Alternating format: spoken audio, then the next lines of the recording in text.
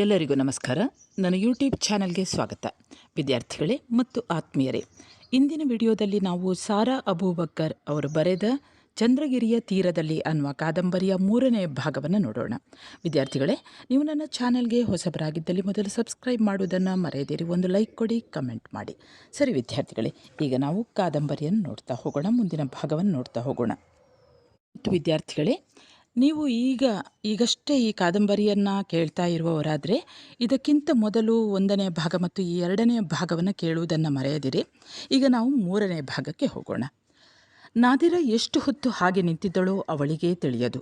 ನಿಧಾನವಾಗಿ ಮೆದುಳು ಚೇತರಿಸಿಕೊಂಡಿತ್ತು.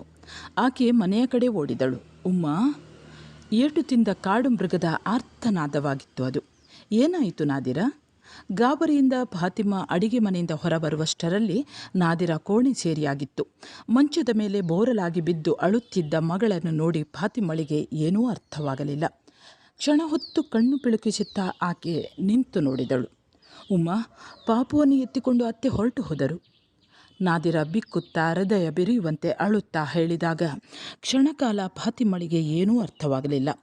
ಕಟ್ಟಿಟ್ಟ ಬಟ್ಟೆ ಬರೆಗಳ ಗಂಟು ಹಾಗೇ ಇತ್ತು. ಕ್ರಮೇಣ ತಿಳಿವು ಮೂಡಿದಾಗ ಆಕೆ ಮಗಳನ್ನು ತಬ್ಬಿಕೊಂಡು ಗೋಳೋ ಎಂದು ಅಳತೊಡಗಿದರು. ಒಬ್ಬರನ್ನೊಬ್ಬರು ಸಂತೈಸುವ ಸ್ಥಿತಿಯಲ್ಲಿ ಯಾರೂ ಇರಲಿಲ್ಲ. ಇಬ್ಬರ ಹೃದಯಗಳಲ್ಲೂ ಅಗ್ನಿಪರ್ವತ ಸಿಡಿದು ಆ ಲಾವಾರಸದಲ್ಲಿ ಇಬ್ಬರು ಬೆಂದು ಹೋಗುತ್ತಿದ್ದರು. ಮೊಹಮ್ಮದ್ ಖಾನ್ ಆ ದಿನ ಬೆಳಿಗ್ಗೆ ಫಾತಿಮಾ ಸಾಕಿದ ಹೋತವನ್ನು ಮಾರಲು ತಮಗೆ ಪರಿಚಯವಿದ್ದವರೊಬ್ಬರ ಮನೆಗೆ ಹೋಗಿದ್ದರು. ಬರುವಾಗ ಮಧ್ಯಾಹ್ನವಾಗಿತ್ತು. ಉರಿ ಬಿಸಿಲಿನಲ್ಲಿ ತುಂಬ ದೂರ ನಡೆದಿದ್ದರಿಂದ ತುಂಬ ಆಯಾಸವಾಗಿತ್ತು. ಅಲ್ಲದೆ ಹೋತನಿಗೆ ತಾವು ಎಣಿಸಿದ ಬೆಲೆಯೂ ಸಿಕ್ಕದೆ ಅಸಹನೆಯಿಂದಲೇ ಮನೆಗೆ ಬಂದರು. ಫಾತಿಮಾ ಅಡಿಗೆಯನ್ನೂ ಮಾಡದೆ ಮನೆಯ ಒಂದು ಮೂಲೆಯಲ್ಲಿ ಮಂಕಾಗಿ ಕುಳಿತಿದ್ದಳು. ಜಗಲಿಯಲ್ಲಿ ನಾದಿರಾ ಇರಲಿಲ್ಲ. ಬೀಡಿಯ ತಟ್ಟೆ ಚೆಲ್ಲಾಪಿಲ್ಲಿಯಾಗಿ ಬಿದ್ದಿತ್ತು. ಬೀಡಿಯ ಎಲೆಗಳು ಗಾಳಿಗೆ ಹಾರಿ ಅಲ್ಲಲ್ಲಿ ಬಿದ್ದಿದ್ದವು. ಇದನ್ನು ನೋಡಿ ಖಾನರ ಸಿಟ್ಟು ಕುದಿಯಿತು. ಈ ಹುಡುಗಿಗೆ ಒಂದಿಷ್ಟು ಜವಾಬ್ದಾರಿ ಇಲ್ಲ. ಬೀಡಿಯ ಎಲೆಯನ್ನು ಹೀಗೆ ಎಸೆದು ನಷ್ಟವಾದರೆ ಅದನ್ನು ತುಂಬಿಸುವವರು ಯಾರು? ಆ ಏಜೆಂಟನು ನನ್ನ ಮೇಲೆ ಹರಿಹಾಯುತ್ತಾನೆ ಎನ್ನುತ್ತಾ ನಾದಿರಾ ಎಂದು ಜೋರಾಗಿ ಕರೆದರು. ಒಳಗೆ ಗಂಭೀರ ಮೌನವಾವರಿಸಿತು. ಇವಳೆಲ್ಲಿ ಹೋದಳು ಎಂದು ಗರ್ಜಿಸುತ್ತಾ ಮೊಹಮ್ಮದ್ ಖಾನ್ ಮನೆಯೊಳಗೆ ಅಡಿಯಿಟ್ಟರು. ಮೂಲೆಯಲ್ಲಿ ಮಂಕಾಗಿ ಕುಳಿತ ಫಾತಿಮಾ ಕಣ್ಣಿಗೆ ಬಿದ್ದಳು. ಏನು, ಯಾಕೆ ಹೀಗೆ ಕೂತಿದ್ದಿ? ಯಾರಾದರೂ ಸತ್ತರೆ? ಆ ಬೀಡಿಯ ಎಲೆಗಳೆಲ್ಲ ಗಾಳಿಗೆ ಹಾರಿ ಹೋಗುತ್ತಾ ಇದೆ. ನೀವು ತಾಯಿ ಮಕ್ಕಳಿಬ್ಬರು ಒಳಗೆ ಏನು ಮಾಡುತ್ತೀರಿ ಎಂದು ಅಬ್ಬರಿಸಿದರು ಸಿಟ್ಟಿನಿಂದ ಕುದಿಯುತ್ತಿದ್ದ ಖಾನ್. ಈ ಮಾತಿಗೆ ಫಾತಿಮಾ ಗೋಳೋ ಎಂದು ಅಳತೊಡಗಿದಳು. ಬಳಿಕ ಬಿಕ್ಕುತ್ತಾ ನಿಧಾನವಾಗಿ ವಿಷಯವನ್ನೆಲ್ಲ ಗಂಡನಿಗೆ ತಿಳಿಸಿದಳು. ಕೊನೆಗೆ, ಒಂದಲ್ಲ ಒಂದು ದಿನ ನೀವು ರಾಜಿ ಮಾಡಿಕೊಳ್ಳುತ್ತೀರಿ. ಮಗಳು ಸುಖವಾಗಿ ಗಂಡನ ಮನೆಗೆ ಹೋಗುತ್ತಾಳೆಂದೇ ನಾನು ಈವರೆಗೆ ನಂಬಿದ್ದೆ. ನೀವು ಇಷ್ಟು ಹಠ ಮಾಡುವಿರೆಂದು ನಾನು ಊಹಿಸಿರಲಿಲ್ಲ. ಮಗುವನ್ನು ಎತ್ತಿಕೊಂಡು ಹೋದ ಮೇಲೆ ಅವರು ಅವಳನ್ನು ಕರೆಸುತ್ತಾರೆಯೇ? ಇನ್ನು ಅವಳು ಆ ಗಂಡನ ಆಸೆ ಬಿಡಬೇಕಾದದ್ದೇ. ಮಗಳ ತಲೆಯ ಮೇಲೆ ನೀವೇ ಕಲ್ಲು ಹಾಕಿದಿರಲ್ಲ ಎಂದು ಹೊಟ್ಟೆಯೊಳಗಿನ ಸಂಕಟ ತಡೆಯಲಾರದೆ ಗಂಡನೊಡನೆ ಎಂದೂ ಇಷ್ಟು ಮಾತನಾಡದ ಫಾತಿಮಾ ಅಳುತ್ತಾ ಇಷ್ಟು ಹೇಳಿದಳು. ಈಗ ಮೊಹಮ್ಮದ್ ಖಾನರ ಸಿಟ್ಟು ಜರ್ರನೆ ಇಳಿಯಿತು. ಕ್ಷಣ ಹೊತ್ತು ಅವರು ಏನೂ ಮಾತನಾಡದೆ ಮೂಕರಾಗಿ ನಿಂತರು. ಅವರಿಗೂ ಇದು ತೀರಾ ಅನಿರೀಕ್ಷಿತವಾಗಿತ್ತು. ಏನು ಹೇಳಬೇಕೆಂದು ತೋರಲಿಲ್ಲ. ಬಳಿಕ ತಮ್ಮ ವ್ಯಥೆಯನ್ನು ಅಡಗಿಸಿಕೊಂಡು ಅದೊಂದು ದೊಡ್ಡ ವಿಷಯವಲ್ಲ ಎಂಬಂತೆ ಜೋರಾಗಿ, ಹೋದರೆ ಹೋಗಲಿ, ಅವನ ಮಗು ನಮಗೇಕೆ? ಅವನು ತಲಾಕ್ ಕೊಟ್ಟರೆ ನನ್ನ ಮಗಳನ್ನು ನಾನು ಇನ್ನೊಬ್ಬನಿಗೆ ನಿಖಾ ಮಾಡಿಕೊಡುತ್ತೇನೆ ಎಂದು ಒದರಿದರು. ಅವರ ದೃಷ್ಟಿಯಲ್ಲಿ ಹೆಣ್ಣು ಹೃದಯ ಭಾವನೆಗಳು ಏನೂ ಇಲ್ಲದ ಉಸಿರಾಡುತ್ತಿರುವ ಒಂದು ಜೀವಿ. ಗಂಡ, ಕೊನೆಗೆ ಗಂಡು ಮಕ್ಕಳು ಹೇಗೆ ಹೇಳಿದರೆ ಹಾಗೆ ಕೇಳಿಕೊಂಡು ಬಿದ್ದಿರಬೇಕು. ಅವರ ದೃಷ್ಟಿಯಲ್ಲಿ ಮಗು ರಶೀದ್ನದು. ಅದರ ಜವಾಬ್ದಾರಿ ಅವನದು. ಅವನ ಖರ್ಚಿಲ್ಲದೆ ತಾವು ಇಷ್ಟು ದಿನ ಸಾಕಿದ್ದೇ ದೊಡ್ಡದು. ಮಗುವಿಗೂ ನಾದಿರಾಗೂ ಹೆಚ್ಚಿನ ಸಂಬಂಧವೇನೂ ಇಲ್ಲ. ಹಾಗೆಯೇ ಅವಳ ತಂದೆ, ನಿನಗೆ ಆ ಗಂಡ ಬೇಡ, ನಾನು ಬೇರೆ ಗಂಡನನ್ನು ತರುತ್ತೇನೆ ಎಂದರೆ ಅದಕ್ಕೂ ಒಪ್ಪಿಕೊಳ್ಳಬೇಕು ಆಕೆ. ಗಂಡ ಹೆಂಡತಿಯ ಸಂಬಂಧ ಅಷ್ಟೇ. ನಾನು ನಿನ್ನ ಹೆಂಡತಿಯನ್ನು ಬಿಟ್ಟೆ ಎಂದು 3 ಸಲ ಹೇಳಿದರೆ ಮುಗಿದೇ ಹೋಯಿತು. ಆ ಕ್ಷಣದಿಂದ ಅವನಾರೋ ಅವಳಾರೋ. ಆದರೆ ಹೆಣ್ಣಿಗೆ ಈ ಸೌಲಭ್ಯವಿಲ್ಲ. ಅವನು ತಂದ ಬಟ್ಟೆ ಬರೆ ಸಾಮಾನುಗಳು ಏನಾದರೂ ಇದ್ದರೆ ಆ ಕೂಡಲೇ ಅವನ ಮನೆಗೆ ಕಳುಹಿಸಿದರೆ ಮುಗಿಯಿತು. ಆಮೇಲೆ 3.5 ತಿಂಗಳು ಕಳೆದರೆ ಅವಳು ಬೇರೊಬ್ಬನನ್ನು ವಿವಾಹವಾಗಬಹುದು. ಈ 3.5 ತಿಂಗಳು ಯಾಕೆಂದರೆ ಆ ಗಂಡನಿಂದ ಆಕೆಗೆ ಗರ್ಭವೇನಾದರೂ ನಿಂತಿದೆಯೇ ಎಂದು ಖಚಿತಪಡಿಸಿಕೊಳ್ಳುವುದಕ್ಕೆ. ಆದ್ದರಿಂದ ಮಹಮ್ಮದ್ ಖಾನ್ಗೆ ಇದು ಅನಿರೀಕ್ಷಿತವಾಗಿದ್ದರೂ ಅಸಂಭವನೀಯವಾದುದು ಸಂಭವಿಸಿದೆ ಎಂದೇನೂ ತೋರಲಿಲ್ಲ. ಇದು ಊರಿನಲ್ಲಿ ದಿನನಿತ್ಯ ನಡೆಯುವಂಥದ್ದು. ಅವರಿಗೆ ಇದರಲ್ಲಿ ವಿಶೇಷವೇನೂ ಕಾಣಲಿಲ್ಲ. ಒಂದು ವೇಳೆ ರಶೀದ್ ತಲಾಖು ಕೊಟ್ಟು ಬಿಟ್ಟರೆ ಇನ್ನೊಬ್ಬನನ್ನು ಹುಡುಕುವುದು. ಯಾರಾದರೂ ಸಿಕ್ಕಿಯೇ ಸಿಗುತ್ತಾರೆ. ಹೆಂಡತಿ ಮಕ್ಕಳಿರುವವರಂತೂ ಖಂಡಿತ ಸಿಗುತ್ತಾರೆ. ಅಂತಹ ಯಾರಾದರೊಬ್ಬರಿಗೆ ವಿವಾಹ ಮಾಡಿಕೊಟ್ಟರಾಯಿತು. ಇದು ಅವರ ನಿಲುವು.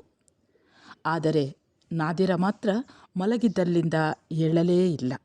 ತಾನು ಇಷ್ಟೊಂದು ಪ್ರೀತಿಸುತ್ತಿದ್ದ ಗಂಡ, ತನ್ನ ತಾಯಿಗೆ ಸಮಾನರೆಂದು ತಿಳಿದ ಅತ್ತೆ ತನ್ನನ್ನು ಈ ರೀತಿ ವಂಚಿಸಿದರೆ ಇನ್ನು ಯಾರನ್ನು ನಂಬಬೇಕು?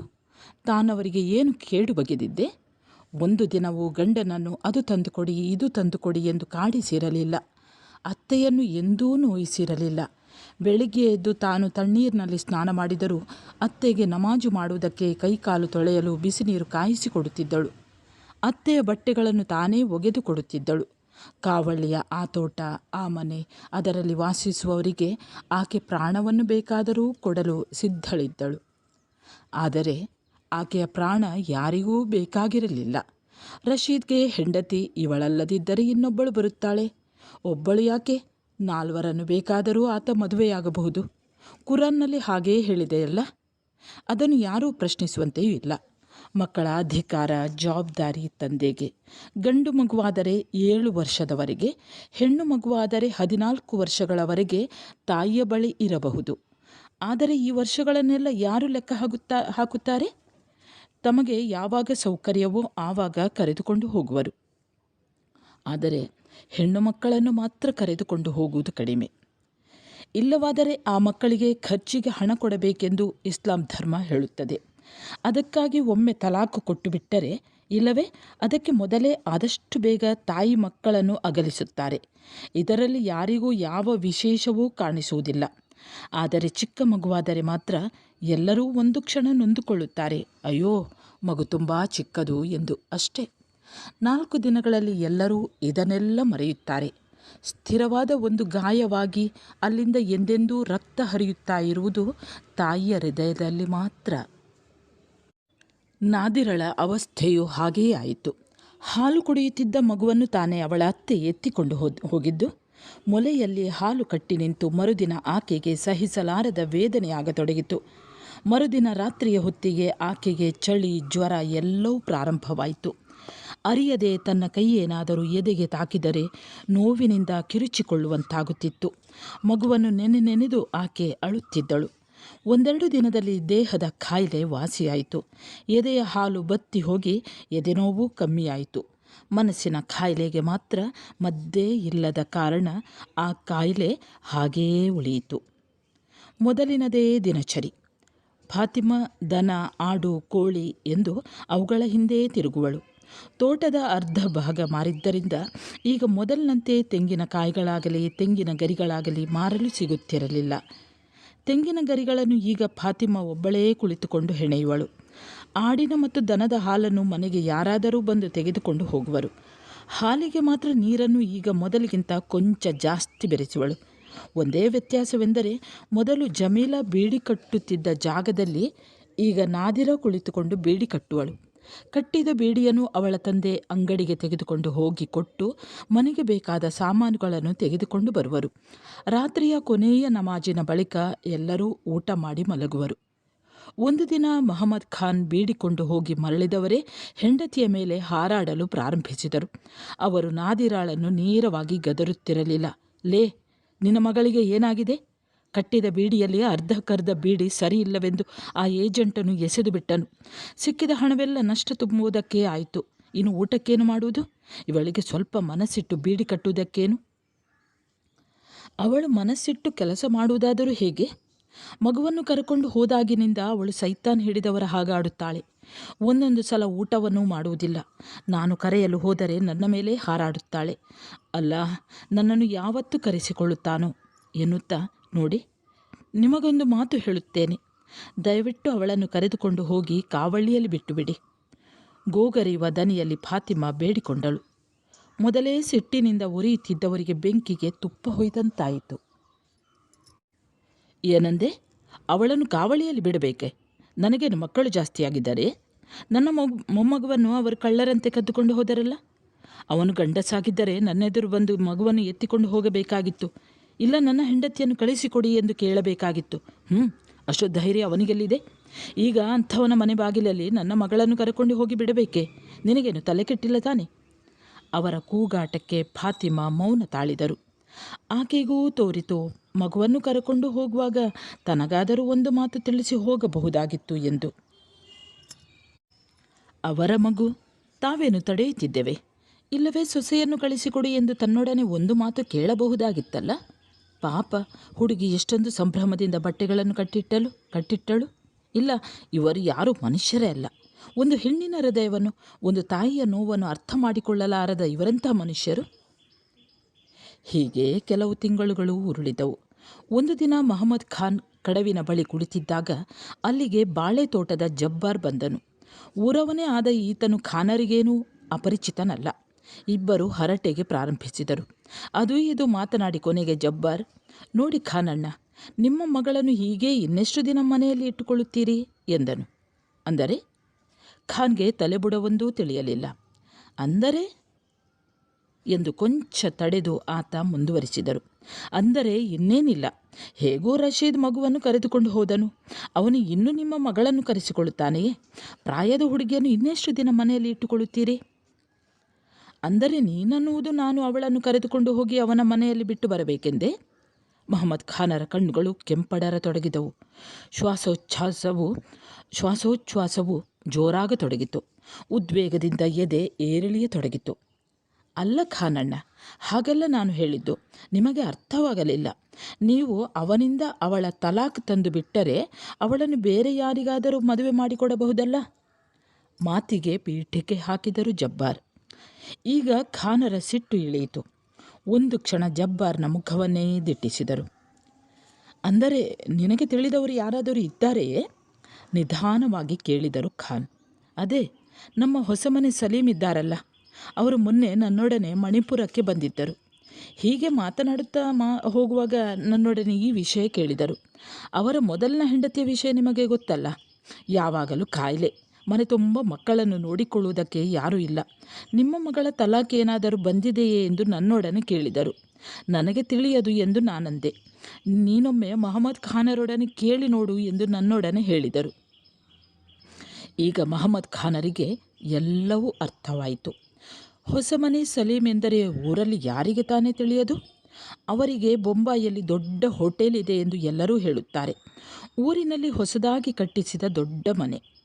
ಊರಿನ ಹೊರಗೆ ಚಂದ್ರಗಿರಿಗೆ ತಾಗಿಕೊಂಡು ದೊಡ್ಡ ಅಡಿಕೆ ತೋಟ, ಹೊಲ ಗದ್ದೆ, ಆಸ್ತಿ ಪಾಸ್ತಿ ಎಲ್ಲವೂ ಬೇಕಾದಷ್ಟಿದ್ದವು.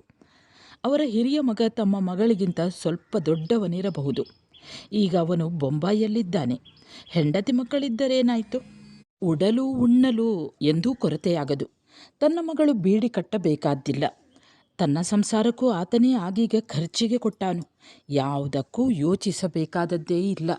ವಯಸ್ಸು ಮಾತ್ರ ಸ್ವಲ್ಪ ಜಾಸ್ತಿ, ಹೆಚ್ಚು ಕಮ್ಮಿ ತನ್ನಷ್ಟೇ ಆಗಬಹುದು. ಆದರೇನು, ನಾದಿರ ಏನು ಎಳೆ ಮಗುವೆ? ಮುಂದಿನ ಹಜ್ಜು ತಿಂಗಳಿಗೆ ಅವಳಿಗೆ 16 ವರ್ಷ ತುಂಬುತ್ತದೆ. ಅಲ್ಲದೆ ಒಮ್ಮೆ ಮದುವೆಯಾಗಿ ಒಂದು ಮಗುವಿನ ತಾಯಿಯೂ ಆದವಳಿಗೆ ಇನ್ನೆಂತಹ ಗಂಡ ದೊರೆತಾನು? ಯೋಚನಾಪರರಾಗಿ ಮಾತಿಲ್ಲದೆ ಕುಳಿತರು ಮಹಮ್ಮದ್ ಖಾನ್. ನೋಡಿ ಖಾನಣ್ಣ, ಯೋಚನೆ ಮಾಡಿ. ನಿಮ್ಮ ನಂತರ ನಿಮ್ಮ ಹುಡುಗಿಗೊಂದು ದಿಕ್ಕಾಗಬೇಕಲ್ಲ. ನಾನು ಬರುತ್ತೇನೆ ಎನ್ನುತ್ತಾ ಜಬ್ಬಾರ್ ಎದ್ದು ತನ್ನ ಮನೆಯ ಕಡೆ ನಡೆದನು. ಖಾನ್ ಅಲ್ಲೇ ಕಡವಿನ ಬಳಿ ಇದ್ದ ಮಸೀದಿಗೆ ಹೋಗಿ ನಮಾಜು ಮಾಡಿ ಮನೆಗೆ ಬಂದರು. ಜಬ್ಬಾರ್ ಹೇಳಿದ ಮಾತುಗಳು ಅವರ ಮನಸ್ಸಿನಲ್ಲಿ ಬಲವಾಗಿ ಬೇರೂರಿ ನಿಂತವು. ಮನೆಗೆ ಬಂದು ಮಾತಿಲ್ಲದೆ ಊಟ ಮುಗಿಸಿ ಮಲಗಿದರು. ಮರುದಿನ ಬೆಳಿಗ್ಗೆ ಬೇಗನೆ ಎದ್ದು ಚಹಾ ತಿಂಡಿ ಮುಗಿಸಿ ಮಣಿಪುರಕ್ಕೆ ಹೋಗುವಾಗ ಉಡುವ ಮುಂಡು ಉಟ್ಟುಕೊಂಡರು. ಬಿಳಿ ಟೊಪ್ಪಿಯ ಮೇಲೆ ಮುಂಡಾಸನ್ನು ತಲೆಗೆ ಸುತ್ತಿ ಕೊಡೆಯನ್ನು ಕೈಗೆತ್ತಿಕೊಂಡಾಗ ಫಾತಿಮಾ ಕೇಳಿದರು, ನೀವು ಮಣಿಪುರಕ್ಕೆ ಹೊರಟಿರಾ? ನಿನಗೇನಾದರೂ ತರಬೇಕಾಗಿತ್ತೆ? ನಾದಿರ ಉಟ್ಟ ಸೀರೆಯೆಲ್ಲ ಹರಿದಿದೆ. ಅವಳಿಗೊಂದು ಸೀರೆ ತಗೊಂಡು ಬನ್ನಿ. ಹಾಗೆಯೇ ನಮ್ಮ ಕರುವಿಗೊಂದು ಹಗ್ಗವನ್ನು ತೆಗೆದುಕೊಂಡು ಬನ್ನಿ. ಸರಿ ಎನ್ನುತ್ತಾ ಮಹಮ್ಮದ್ ಖಾನ್ ಹೊರಟರು. ಅವರು ಮಣಿಪುರದ ಪಟ್ಟಣವನ್ನು ಸೇರಿದಾಗ ಮಧ್ಯಾಹ್ನ 12 ಗಂಟೆಯಾಗಿತ್ತು. ನೇರವಾಗಿ ಒಂದು ಹೋಟೆಲ್ಗೆ ಹೋಗಿ ತಿಂಡಿ ತಿಂದು ಚಹಾ ಕುಡಿದರು. ಅಲ್ಲಿಂದ ನೇರವಾಗಿ ರಶೀದ್ನ ಅಂಗಡಿಗೆ ಹೋದರು. ಅನಿರೀಕ್ಷಿತವಾಗಿ ಮಾವ ಬಂದುದನ್ನು ನೋಡಿ ಅಳಿಯನಿಗೆ ಏನು ಮಾಡಬೇಕೆಂದು ತೋರಲಿಲ್ಲ. ಕ್ಷಣಕಾಲ ತಬ್ಬಿಬ್ಬಾದನು. ಬಳಿಕ ಸಾವರಿಸಿಕೊಂಡು ನಗುಮುಖ ಮಾಡಿಕೊಂಡು, ಬನ್ನಿ ಮಾವ, ಕುಳಿತುಕೊಳ್ಳಿ ಎಂದು ಆದರದಿಂದ ಕರೆದನು. ಆದರೆ ಅವರು ಹೊರಗೆ ನಿಂತು ಅಂಗಡಿಯಲ್ಲಿ ಬೇರೆ ಯಾರೂ ಇಲ್ಲವೆಂದು ಖಚಿತಪಡಿಸಿಕೊಂಡು, ನಾನು ಕುಳಿತುಕೊಳ್ಳಲು ಬಂದವನಲ್ಲ ಎಂದು ಜೋರಾಗಿ ನುಡಿದರು. ಈ ಮಾತಿಗೆ ರಶೀದ್ ಉತ್ತರ ಕೊಡುವ ಗೋಜಿಗೇ ಹೋಗಲಿಲ್ಲ. ನಾನಿಲ್ಲದಾಗ ನನ್ನ ಮನೆಗೆ ಬಂದು ಮಗುವನ್ನು ಕದ್ದುಕೊಂಡು ಬಂದಳಲ್ಲ ನಿನ್ನ ತಾಯಿ. ನಿಮಗೆ ತಾಯಿ ಮಗನಿಗೆ ನಾಚಿಕೆಯಾಗುವುದಿಲ್ಲವೇ? ಖಾನರ ಸ್ವರ ಮೆಲ್ಲನೆ ಏರುತ್ತಿತ್ತು. ನನ್ನ ಮಗುವನ್ನು ತಾನೇ ನಾನು ಕರೆದುಕೊಂಡು ಬಂದಿರುವುದು? ಆತನಿಗೂ ನಿಧಾನವಾಗಿ ಸಿಟ್ಟೇರತೊಡಗಿತು. ಆತನಿಗೆ ಮಾವನಲ್ಲಿದ್ದ ಗೌರವ ಎಂದೋ ಹೊರಟು ಹೋಗಿತ್ತು. ಸರಿ, ನಿನ್ನ ಮಗುವನ್ನು ನೀನು ಕರೆದುಕೊಂಡು ಬಂದೆ, ನನ್ನ ಮಗಳ ತಲಾಖ್ ಕೊಟ್ಟುಬಿಡು ಎಂದರು. ಏನು? ತನ್ನ ಕಿವಿಗಳನ್ನೇ ನಂಬದೆ ಕೇಳಿದನು ರಶೀದ್. ನನ್ನ ಮಗಳ ತಲಾಖ್ ಕೊಡು ಎಂದೆ. ಇನ್ನೂ ಜೋರಾಗಿ ಕೇಳಿದರು ಖಾನ್. ಹೇಳುವುದನ್ನು ಮೆಲ್ಲಗೆ ಹೇಳಿ, ಇಲ್ಲಿ ಅಕ್ಕಪಕ್ಕದವರಿಗೆಲ್ಲ ಕೇಳಿಸ್ತದೆ. ನೀನು ನನ್ನ ಮಗಳ ತಲಾಖ್ ಕೊಡುತ್ತೀಯೋ ಇಲ್ಲವೋ? ನಾನು ಕೊಡದಿದ್ದರೆ ಏನು ಮಾಡುತ್ತೀರಿ? ಅಳಿಯನಿಗೂ ಹಠ ಬಂತು. ನನ್ನನ್ನು ಅಷ್ಟು ಕೈಲಾಗದವನು ಎಂದುಕೊಂಡಿದ್ದೀಯಾ? ನನ್ನೂರಿನ ಗೂಂಡಾಗಳನ್ನು ತಂದು ಹೊಡೆಸಿ ನಿನ್ನಿಂದ ತಲಾಖ್ ಹೇಳಿಸುತ್ತೇನೆ. ಅಂಗಡಿಯ ಮುಂದೆ ಗಲಾಟೆಯಾಗಿ ಜನ ಸೇರಿದರೆ ರಶೀದ್ಗೆ ಅವಮಾನವಾಗುತ್ತದೆ. ಆದ್ದರಿಂದ ಅವನು ತನ್ನ ಭಾವನೆಗಳನ್ನು ಅದುಮಿಟ್ಟುಕೊಂಡು ಶಾಂತವಾದ ಧ್ವನಿಯಲ್ಲಿ, ನೀವು ಅಂತಹ ಸಾಹಸಕ್ಕೆಲ್ಲ ಹೋಗುವುದು ಬೇಡ. ಹೆಣ್ಣಿಗೆ ಬರಗಾಲವೆಂದುಕೊಂಡಿರಾ? ನಿಮ್ಮ ಮಗಳಲ್ಲದೆ ನನಗೆ ಬೇರೆ ಹೆಣ್ಣು ದೊರೆಯಲಾರಳೆ. ಆದರೆ ಒಂದು ಮಾತು, ನಿಮ್ಮ ಮಗಳು ಇದಕ್ಕೆ ಒಪ್ಪಿದ್ದಾಳೆಯೇ? ಹೇಳಿ. ನನ್ನ ಈ ಒಂದು ಮಾತಿಗೆ ಉತ್ತರ ಹೇಳಿದರೆ ಸಾಕು. ತನಗೆ ತಲಾಖ್ ಬೇಕೆಂದು ಅವಳು ಹೇಳಿದ್ದಾಳೆಯೇ ಎಂದು ಕೇಳಿದನು. ಮೊಹಮ್ಮದ್ ಖಾನ್ ಕ್ಷಣಕಾಲ ಯೋಚಿಸಿದರು. ತಾವು ಮೆತ್ತಗಾದರೆ ತಮ್ಮ ಯೋಜನೆಗಳೆಲ್ಲ ಬುಡ ಮೇಲಾಗುವುದು. ಒಮ್ಮೆ ತಲಾಖ್ ಕೈಗೆ ಸಿಗಲಿ, ಆಮೇಲೆ ಏನೂ ಮಾಡಿಕೊಳ್ಳಬಹುದು. ಅವಳು ಹೇಳದೆ ನಾನು ಕೇಳುತ್ತೇನೆಯೇ? ನೀನು ಯಾವಾಗ ಮಗುವನ್ನು ಕರೆದುಕೊಂಡು ಬಂದೆಯೋ ಅಂದೇ ಅವಳ ಮನಸ್ಸು ಮುರಿದು ಹೋಗಿದೆ. ಇನ್ನು ನನಗೆ ಆ ಗಂಡ ಬೇಡ ಎಂದು ಅವಳೇ ನನ್ನೊಡನೆ ಹೇಳಿದಳು. ಖಾನ್ ಏನೊಂದೂ ಸಂಕೋಚವಿಲ್ಲದೆ ಹೇಳಿದರು. ರಶೀದ್ಗೆ ತಲೆಯ ಮೇಲೆ ಸಿಡಿಲು ಎರಗಿದಂತಾಯಿತು. ಮುಖ ಬಿಳಿಚಿಕೊಂಡಿತು. ತನ್ನನ್ನು ಕ್ಷಣಕಾಲವೂ ಬಿಟ್ಟಿರಲಾರ್ದ ನಾದಿರ, ತನ್ನ ಪ್ರೀತಿಯ ಪತ್ನಿ, ತನ್ನ ಮಗುವಿನ ತಾಯಿ, ತನ್ನ ಸರ್ವಸ್ವವೂ ಆಗಿದ್ದ ನಾದಿರ ಇಂದು ಒಂದೇ ಮಾತಿನಲ್ಲಿ ತನ್ನನ್ನು ಬೇಡ ಎಂದಳೆ, ತನ್ನನ್ನು ತಿರಸ್ಕರಿಸಿದಳೆ. ಮಗುವನ್ನು ನೋಡದೆ ತನಗೆ ತುಂಬ ಬೇಜಾರಾಗಿತ್ತು ನಿಜ. ಆದರೆ ಪಾಪುವನ್ನು ತರಲು ಅದೊಂದೇ ಕಾರಣವಾಗಿರಲಿಲ್ಲ. ಮಗುವಿಲ್ಲದೆ ಅವಳು ಬದುಕಲಾರಳೆಂದು, ಮಗುವಿಗಾಗಿ ಅವಳ ತಂದೆ ಅವಳನ್ನು ತನ್ನ ಬಳಿಗೆ ಕರೆದುಕೊಂಡು ಬರುವರೆಂದು ಭಾವಿಸಿ ತಾನು ಮಗುವನ್ನು ಕರೆದುಕೊಂಡು ಬಂದಿದ್ದೆ. ತಾನು ಪಾರುವನ್ನು ಕಳಿಸಿದಾಗ ಅವಳು ಬರದಿದ್ದುದೂ ತನಗೆ ಸಿಟ್ಟು ಬರಿಸಿತ್ತು. ತಾನು ಅಮಾನುಷವಾಗಿ ವರ್ತಿಸಿದ್ದೇನೋ ನಿಜ. ಆದರೆ ಅವಳು ತನಗೆ ಗಂಡನೇ ಬೇಡವೆನ್ನಬೇಕೆ? ಹೆಂಗಸರ ಹಣೆ ಬರಹವೇ ಇಷ್ಟು. ಕಣ್ಣಿಂದ ಮರೆಯಾದರೆ ಗಂಡನು ಬೇಡ, ಮಗುವು ಬೇಡ. ಅವಳಿಗೆ ಬೇಡವಾದ ಮೇಲೆ ತನಗಾದರೂ ಅವಳೇ ಬೇಕೆಂಬ ಹಠ ಯಾಕೆ? ಊರಿನಲ್ಲಿ ಹೆಣ್ಣಿಗೆ ಬರಗಾಲವೇ? ನಡೆಯಿರಿ, ಮಸೀದಿಗೆ ಹೋಗೋಣ. ಕುಗ್ಗಿದ ದನಿಯಲ್ಲಿ ರಶೀದ್ ಎಂದಾಗ ಖಾನರಿಗೆ ಅಚ್ಚರಿಯಾಯಿತು. ಇಷ್ಟು ಬೇಗ ಅವನು ಒಪ್ಪಬಹುದು ಎಂದು ಅವರು ಎಣಿಸಿರಲಿಲ್ಲ. ಇಬ್ಬರೂ ಮಸೀದಿಗೆ ಬಂದಾಗ ಮಧ್ಯಾಹ್ನದ ನಮಾಜಿನ ಸಮಯವಾಗಿತ್ತು. ಇಬ್ಬರೂ ನಮಾಜ್ ಮಾಡಿದರು. ಎಲ್ಲರೂ ಮಸೀದಿಯಿಂದ ಹೊರಟ ಮೇಲೆ ಮಾವ, ಅಳಿಯ ಮೌಲ್ವಿಗಳ ಬಳಿ ಬಂದರು. ರಶೀದನೇ ಮೊದಲಂದನು, ಮೌಲ್ವಿಗಳೇ, ನಾನೇ ನನ್ನ ಹೆಂಡತಿಯ ತಲಾಖ್ ಹೇಳಲು ಬಂದೆ. ಯಾಕೆ? ತಲಾಖ್ ಹೇಳಲು ಈಗೇನಾಯಿತು? ಶಾಂತರಾಗಿ ಕೇಳಿದರು ಮೌಲ್ವಿಗಳು. ಅವಳು ನನ್ನೊಡನೆ ಹೇಳದೇ ನನ್ನ ಮನೆಯಿಂದ ತನ್ನ ತಂದೆಯ ಮನೆಗೆ ಹೋದಳು. ಈಗ 6 ತಿಂಗಳಿಂದಲೂ ಅಲ್ಲೇ ಇದ್ದಾಳೆ. ಈವರೆಗೂ ಅವಳು ನನ್ನ ಬಳಿ ಬಂದಿಲ್ಲ. ಆದ್ದರಿಂದ ಅವಳು ನನಗೆ ಬೇಡ. ನೋಡಪ್ಪ, ಏನೋ ಹೆಂಗಸರ ಬುದ್ಧಿ, ತಿಳಿಯದೆ ಹೊರಟು ಬಿಟ್ಟಳು. ಇಷ್ಟು ಚಿಕ್ಕ ಕಾರಣಕ್ಕೆಲ್ಲ ತಲಾಖು ಕೊಡುತ್ತಾರೆಯೇ? ಒಮ್ಮೆ ಮುರಿದ ಮೇಲೆ ಪುನಃ ಕೂಡಿಸುವುದು ಕಷ್ಟ. ಚೆನ್ನಾಗಿ ಯೋಚನೆ ಮಾಡು. ಆದರೆ ಅವನು ಯೋಚನೆ ಮಾಡುವುದು ಏನೂ ಉಳಿದಿರಲಿಲ್ಲ. ಮೊಹಮ್ಮದ್ ಖಾನರೇ ಹೇಳಿದರು, ಇಲ್ಲ ಮೌಲ್ವಿಗಳೇ, ಇದರಲ್ಲಿ ಯೋಚನೆ ಮಾಡುವುದಕ್ಕೇನೂ ಇಲ್ಲ. ಇವನ ಜೊತೆ ಬಾಳಲು ನನ್ನ ಮಗಳಿಗೆ ಇಷ್ಟವಿಲ್ಲ. ಇನ್ನು ಸುಮ್ಮನೆ ದಿನ ತಳ್ಳುವುದರಿಂದೇನು ಪ್ರಯೋಜನ?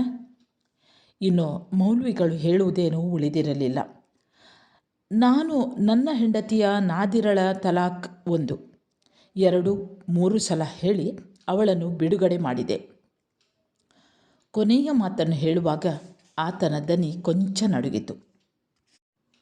ಮೌಲ್ವಿಗಳು, ಖಾನ್ ಮತ್ತು ಅಲ್ಲೇ ಇದ್ದ ಇನ್ನಿಬ್ಬರು ಇದಕ್ಕೆ ಸಾಕ್ಷಿಗಳಾದರು. ಆಯಿತು, ಇನ್ನು ನಾದಿರ ಮತ್ತು ರಶೀದ್ಗೆ ಯಾವ ಸಂಬಂಧವೂ ಇಲ್ಲ. 105 ರೂಪಾಯಿ ಮಹರನ್ನು ರಶೀದ್ ಅಂಗಡಿಯಿಂದ ತಂದು ಮಾವನ ಕೈಯಲ್ಲಿ ಕೊಟ್ಟನು. ವರದಕ್ಷಿಣೆಯ ಹಣವನ್ನು ಅವನು ಹಿಂತಿರುಗಿಸಬೇಕಾಗಿತ್ತು. ಆದರೆ ಹುಡುಗಿಯ ಕಡೆಯವರೇ ತಲಾಖನ್ನು ಕೇಳಿದ್ದರಿಂದ ಅದನ್ನು ಕೊಡಬೇಕಾದದ್ದಿಲ್ಲ. ಅವನು ಕೊಟ್ಟ ಚಿನ್ನ ಮತ್ತು ಅವನು ತಂದ ಬಟ್ಟೆ ಬರೆಗಳೇನಾದರೂ ಇದ್ದರೆ ನಾಳೆ ಹಿಂತಿರುಗಿಸಿದರಾಯಿತು. ಎಲ್ಲರೂ ತಮ್ಮ ತಮ್ಮ ಮನೆಯ ದಾರಿ ಹಿಡಿದರು. ಮೊಹಮ್ಮದ್ ಖಾನ್ ಪೇಟೆಯಿಂದ ರಶೀದ್ ಕೊಟ್ಟ ಹಣದಲ್ಲಿ ಮಗಳಿಗೆ ಬೇಕಾದ ಬಟ್ಟೆ ಬರೆ ಖರೀದಿಸಿದರು. ನಾದಿರಾಳ ಬಾಳಿನ ಇನ್ನೊಂದು ಅಧ್ಯಾಯವು ಕೊನೆಗೊಂಡಿತು. ಸರಿ ಆತ್ಮೀಯರೇ ಮತ್ತು